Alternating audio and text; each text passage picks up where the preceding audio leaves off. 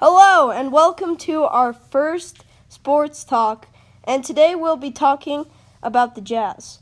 And this is why they lost to the 76ers.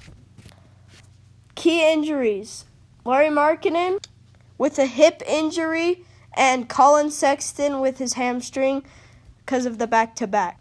Also, Rudy Gay, who isn't a huge part of the team but still out with his back injury.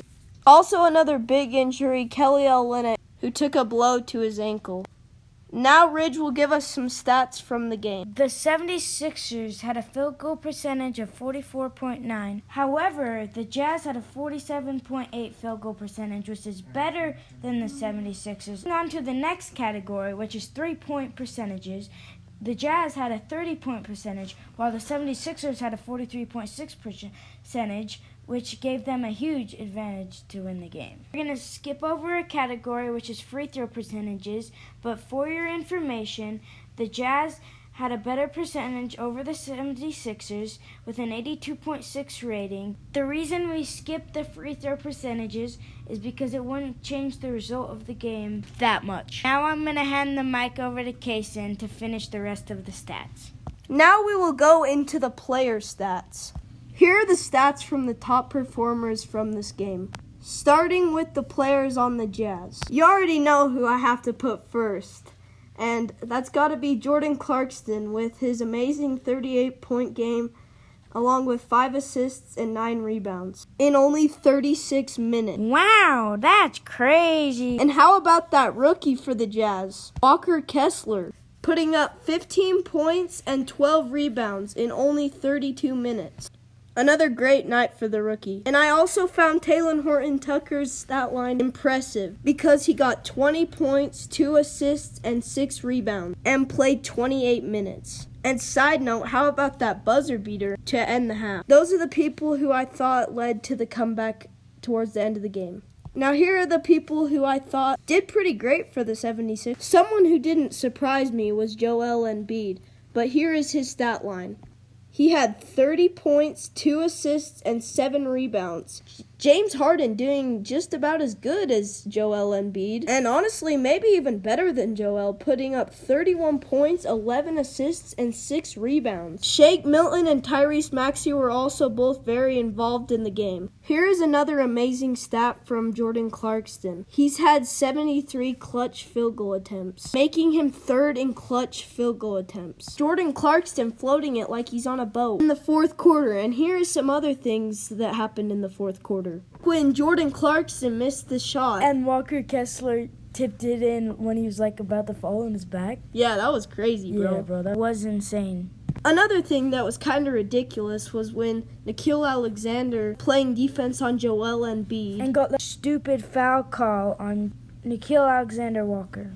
Yeah, I thought that was kind of ridiculous. Yeah, bro. And Harden's passes were insane. Was there one in particular that you found pretty cool? Yeah, the one behind the back to Joel for the fade. I was kind of thinking the same thing. Joel Embiid's fade was so clutch off the pass of Harden. I feel like that was probably a big part of solidifying the game. At the end of that game, Clarkson was kind of getting swarmed and had nothing to do with it, you know? Yeah, he had to throw up that shot and he couldn't even see the rim. Yeah, that was a terrible quality shot, but what else was he supposed to do? Yeah. Now for some other things that were happening tonight besides the Jazz game. Wait, there were some other things other than the Jazz game? That's what I'm saying, honestly. Yes, there was plenty to talk about around the sports league. I thought they were just ordinary playoff games in the NFL. No, that's definitely not true. There was some crazy things happening around the NFL playoffs. That's what we're going to talk about right about now. What is even there to talk about? I was so busy tonight. The only thing I got to watch is the Jazz game. So long as you didn't miss the Jazz game, but yeah. How did the Seahawks do? I was wondering. I would say probably not very good. You probably don't want to know the score, honestly. Do you? Well, I kind of do. I bet they kind of got destroyed because 49ers are goated. Score was 41-23. Oof, that was bad for the Seahawks. That's what I'm saying. The 49ers players had pretty good stat across the board. Okay, but how did Kenneth Walker do and Deebo Samuel? Well, I don't know about Kenneth Walker, but I saw Deebo Samuel turn on the Jets for a touchdown. Well, I kind of thought Debo would do that, but I thought Kenneth Walker would probably do better, but I'm not sure how he did. Well, that about sums up the 49ers game. Well, I guess you could call it a game, but it wasn't much of one. What about the Jaguars game? Did you even have time to see that? No, but I heard there was a huge comeback for the Jaguars. It was massive, bro. The weird thing about it is that Trevor Lawrence actually threw 4 interceptions. Dang, I thought he would throw less, but how many did Justin Herbert throw? Because that could cause the game. It's really a good question, but there was no interceptions thrown by him. How does that happen? There's no way he throws 0 interceptions and doesn't win the game. Yeah, well, you kind of have to watch the game to believe it, honestly.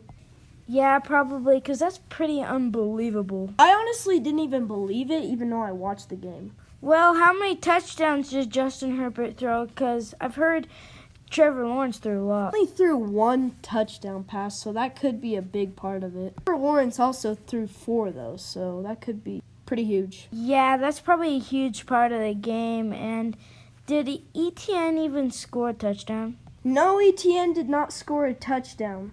Okay, then the wide receivers and tight ends must have been a huge part of the game. Totally. All of them basically got 1 touchdown, so yeah. That must have been a good game. I should have watched it. Yeah, I mean, you don't want to miss that Jazz game, though, bro. You're sure right, I don't. Well, that'll about wrap things up for our first episode of Jazz Talks. Look forward to sports talks in the future. Looking forward to see you next time. Over and out.